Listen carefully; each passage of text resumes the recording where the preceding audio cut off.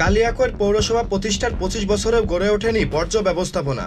নির্দিষ্ট কোনো ময়লার ভাগাড় না থাকায় উপজেলার সকল বর্জ্য ফেলা হচ্ছে ঢাকা-টাঙ্গাইল মহাসড়কের পাশে প্রাকৃতিক ও সংরক্ষিত বন বিভাগের জমিতে।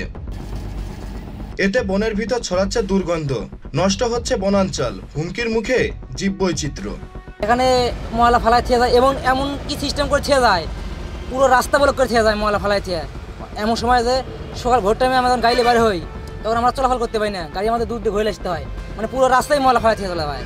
এলএমই সার্টিফাইড বিশ্বসেরা কপারে তৈরি ওয়ালটন কেবলস, যা আপনার স্থাপনাকে রাখবে সব সময় নিরাপদ।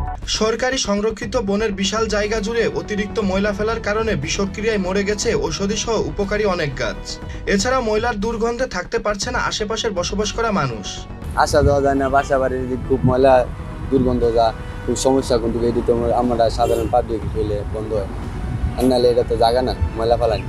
বর্জ্য ব্যবস্থাপনার বিষয়টি দ্রুত সময়ের মধ্যে সমাধান করার জন্য কাজ চালাচ্ছে বলে জানান উপজেলা নির্বাহী কর্মকর্তা। কালিয়াকৈর পৌরসভা এখন পর্যন্ত সরকারিভাবে নির্ধারিত কোনো জায়গা নেই ময়লা ফেলার, তারা ওইটাকে অফিসিয়ালি ডাম্পিং রেজিস্ট্রেশন করতে পারে।